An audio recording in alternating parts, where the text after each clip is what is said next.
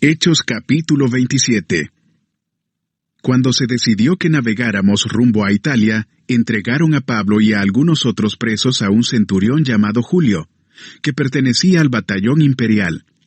Subimos a bordo de un barco, con matrícula de Adramitio, que estaba a punto de zarpar hacia los puertos de la provincia de Asia, y nos hicimos a la mar. Nos acompañaba Aristarco, un macedonio de Tesalónica. Al día siguiente hicimos escala en Sidón, y Julio, con mucha amabilidad, le permitió a Pablo visitar a sus amigos para que lo atendieran. Desde Sidón zarpamos y navegamos al abrigo de Chipre, porque los vientos nos eran contrarios. Después de atravesar el mar frente a las costas de Cilicia y Panfilia, arribamos a Mira de Licia. Allí el centurión encontró un barco de Alejandría que iba para Italia, y nos hizo subir a bordo. Durante muchos días la navegación fue lenta, y a duras penas llegamos frente a Gnido. Como el viento nos era desfavorable para seguir el rumbo trazado, navegamos al amparo de Creta, frente a Salmona.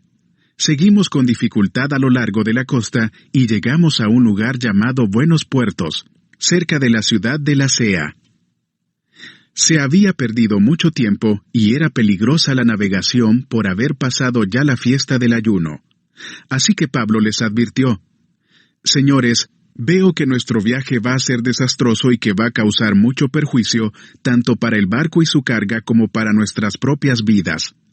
Pero el centurión, en vez de hacerle caso, siguió el consejo del timonel y del dueño del barco. Como el puerto no era adecuado para invernar, la mayoría decidió que debíamos seguir adelante, con la esperanza de llegar a Fenice, puerto de Creta que da al suroeste y al noreste, y pasar allí el invierno. Cuando comenzó a soplar un viento suave del sur, creyeron que podían conseguir lo que querían, así que levaron anclas y navegaron junto a la costa de Creta. Poco después se nos vino encima un viento huracanado, llamado nordeste, que venía desde la isla. El barco quedó atrapado por la tempestad y no podía hacerle frente al viento. Así que nos dejamos llevar a la deriva. Mientras pasábamos al abrigo de un islote llamado Cauda, a duras penas pudimos sujetar el bote salvavidas. Después de subirlo a bordo, amarraron con sogas todo el casco del barco para reforzarlo. Temiendo que fueran a encallar en los bancos de arena de la Sirte, echaron el ancla flotante y dejaron el barco a la deriva. Al día siguiente, dado que la tempestad seguía remitiendo con mucha fuerza contra nosotros, comenzaron a arrojar la carga por la borda. Al tercer día, con sus propias manos arrojaron al mar los aparejos del barco. Como pasaron muchos días sin que aparecieran ni el sol ni las estrellas, y la tempestad seguía arreciando, perdimos al fin toda esperanza de salvarnos. Llevábamos ya mucho tiempo sin comer, así que Pablo se puso en medio de todos y dijo: «Señores, debían haber seguido mi consejo y no haber zarpado de Creta. Así se habrían ahorrado este perjuicio y esta pérdida. Pero ahora los exhorto a cobrar ánimo, porque ninguno de ustedes perderá la vida, solo se perderá el barco. Anoche se me apareció un ángel del Dios a quien pertenezco y a quien sirvo, y me dijo: «No tengas miedo, Pablo. Tienes que comparecer ante el emperador, y Dios te ha concedido la vida de todos los que navegan contigo. Así que, ánimo, señores. Confío en Dios que sucederá tal y como se me dijo. Sin embargo, tenemos que encallar en alguna isla». Ya habíamos pasado 14 noches a la deriva por el mar Adriático, cuando a eso de la medianoche, los marineros presintieron que se aproximaban a tierra. Echaron la sonda y encontraron que el agua tenía unos 37 metros de profundidad.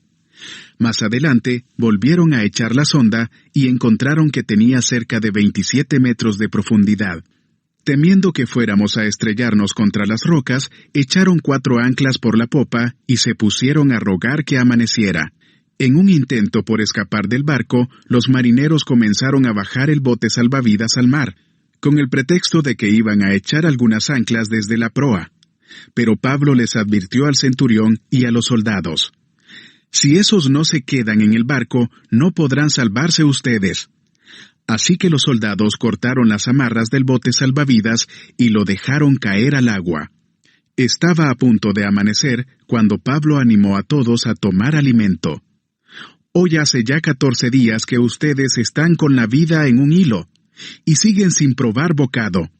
Les ruego que coman algo, pues lo necesitan para sobrevivir. Ninguno de ustedes perderá ni un solo cabello de la cabeza. Dicho esto, tomó pan y dio gracias a Dios delante de todos. Luego lo partió y comenzó a comer. Todos se animaron y también comieron. Éramos en total 276 personas en el barco. Una vez satisfechos, aligeraron el barco echando el trigo al mar. Cuando amaneció, no reconocieron la tierra, pero vieron una bahía que tenía playa, donde decidieron encallar el barco a como diera lugar. Cortaron las anclas y las dejaron caer en el mar, desatando a la vez las amarras de los timones. Luego izaron a favor del viento la vela de proa y se dirigieron a la playa, pero el barco fue a dar en un banco de arena y encalló. La proa se encajó en el fondo y quedó varada, mientras la popa se hacía pedazos al embate de las olas. Los soldados pensaron matar a los presos para que ninguno escapara a nado, pero el centurión quería salvarle la vida a Pablo, y les impidió llevar a cabo el plan. Dio orden de que los que pudieran nadar saltaran primero por la borda para llegar a tierra, y de que los demás salieran valiéndose de tablas o de restos del barco. De esta manera, todos llegamos sanos y salvos a tierra.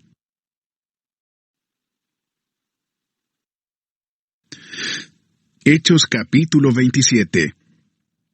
Cuando se decidió que navegáramos rumbo a Italia, entregaron a Pablo y a algunos otros presos a un centurión llamado Julio, que pertenecía al batallón imperial. Subimos a bordo de un barco, con matrícula de Adramitio, que estaba a punto de zarpar hacia los puertos de la provincia de Asia, y nos hicimos a la mar. Nos acompañaba Aristarco, un macedonio de Tesalónica. Al día siguiente hicimos escala en Sidón, y Julio, con mucha amabilidad, le permitió a Pablo visitar a sus amigos para que lo atendieran. Desde Sidón zarpamos y navegamos al abrigo de Chipre, porque los vientos nos eran contrarios.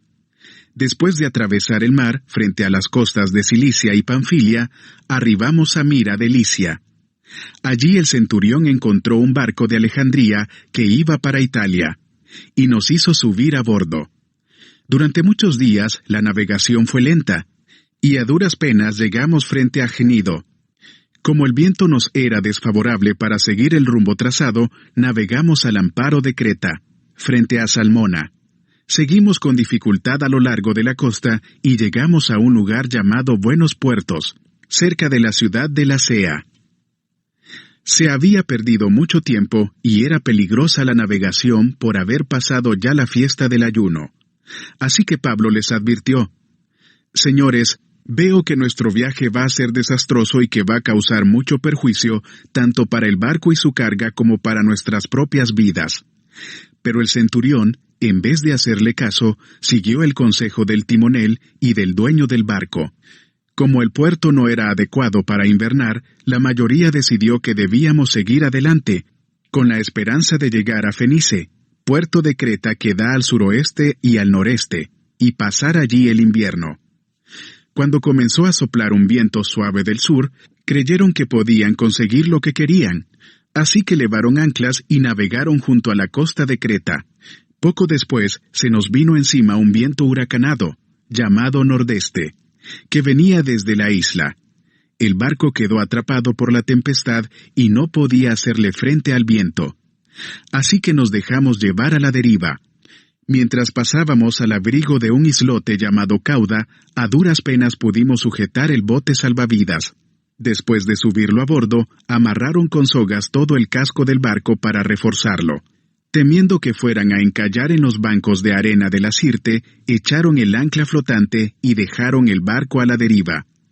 Al día siguiente, dado que la tempestad seguía remitiendo con mucha fuerza contra nosotros, comenzaron a arrojar la carga por la borda. Al tercer día, con sus propias manos arrojaron al mar los aparejos del barco. Como pasaron muchos días sin que aparecieran ni el sol ni las estrellas, y la tempestad seguía arreciando, perdimos al fin toda esperanza de salvarnos. Llevábamos ya mucho tiempo sin comer, así que Pablo se puso en medio de todos y dijo: Señores, debían haber seguido mi consejo y no haber zarpado de Creta. Así se habrían ahorrado este perjuicio y esta pérdida. Pero ahora los exhorto a cobrar ánimo, porque ninguno de ustedes perderá la vida, solo se perderá el barco. Anoche se me apareció un ángel del Dios a quien pertenezco y a quien sirvo, y me dijo: No tengas miedo, Pablo. Tienes que comparecer ante el emperador, y Dios te ha concedido la vida de todos los que navegan contigo. Así que, ánimo, señores. Confío en Dios que sucederá tal y como se me dijo. Sin embargo, tenemos que encallar en alguna isla.